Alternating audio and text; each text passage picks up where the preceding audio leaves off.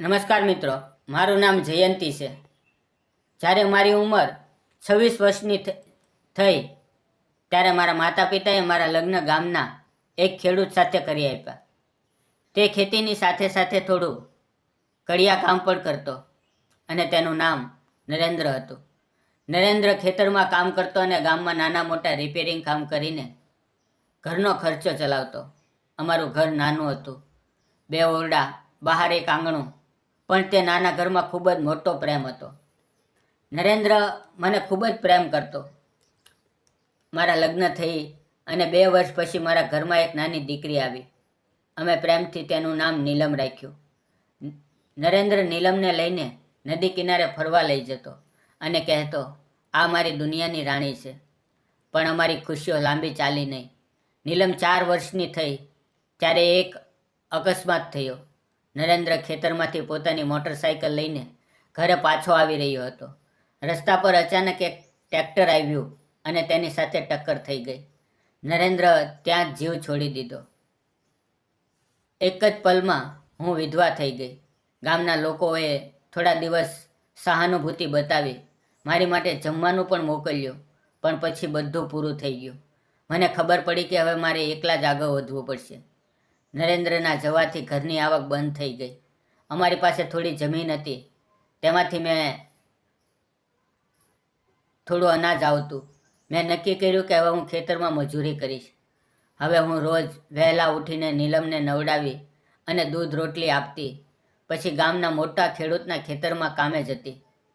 ખુરપીથી નિંદામણ, પાકની કાપણી, ખાતર નાખવું, પાણી આપવું, આ બધું કામ હું કરતી.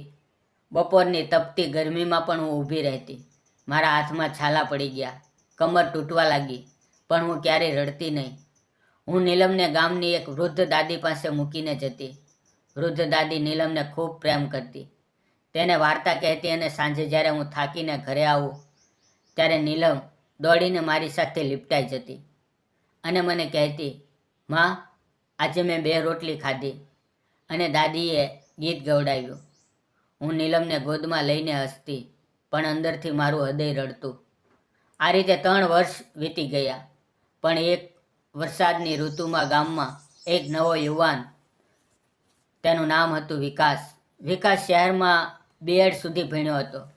તેના માતા પિતા ગામમાં જ રહેતા હતા. હવે તે વૃદ્ધ થઈ ગયા હતા, તેથી તેમની સેવા માટે વિકાસ ગામમાં પાછો ફર્યો હતો. તેણે ગામમાં એક નાનકડી ટ્યુશન ક્લાસ શરૂ કર્યો અને પોતાની જમીન પર ખેતી કરવાનું શરૂ કર્યું. હું રોજ ખેતરમાં કામે જતી ત્યારે વિકાસના ખેતર પાસેથી પસાર થતી. શરૂઆતમાં તો તે ફક્ત મને નમસ્કાર કરતો, પણ એક દિવસ તે મને પૂછ્યું, આજે કેટલું કામ કર્યું? આ રીતે અમારી ધીમે ધીમે વાતો શરૂ થઈ. એક દિવસ ભારે વરસાદ પડી રહ્યો હતો. હું ખેતરમાંથી પાછી આવી રહી હતી. મારા કપડાં ભીંજાઈ ગયા હતા. ત્યારે વિકાસે મને કહ્યું, અહીંયા ઝૂંપડીમાં આવી જાઓ, વરસાદ ઓછો થાય પછી જતા રહેજો. મેં ના પાડી, પણ વિકાસના આગ્રહથી હું ત્યાં ગઈ. હું તેના નાના ખાટલા ઉપર બેઠી ત્યારે વિકાસે મને પૂછ્યું, તમે આટલી બધું કેમ સહન કરો છો? મેં મારા ભૂતકાળ વિશે તેની સાથે બધી વાત કરી. મારા પતિનો અકસ્માત, એકલતા, મજૂરી, મારી દીકરીની સંભાળ.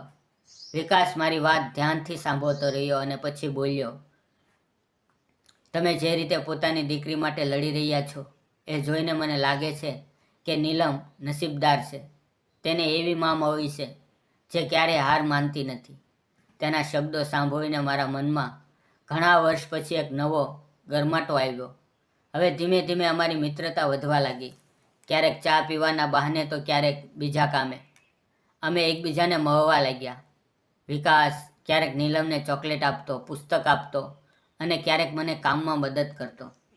હું પણ વિકાસના વૃદ્ધ પિતા માટે ગરમા ગરમ જમવાનું બનાવવામાં મદદ કરતી. પણ એક સાંજે વિકાસે મારો હાથ પકડ્યો અને કહ્યું, જયંતી, હું તને ખૂબ ચાહું છું. મને ખબર છે કે તારું જીવન સરળ નથી, પણ હું તારી સાથે આગળ વધવા માંગુ છું. નીલમને હું પોતાની દીકરી જેવી માનીશ. હું ચૂપ રહી. મારા મનમાં હજારો વિચાર આવ્યા, પણ વિકાસની આંખોમાં સાચો પ્રેમ જોઈને મેં તેને હા પાડી. આમ જ 7 મહિના વીતી ગયા.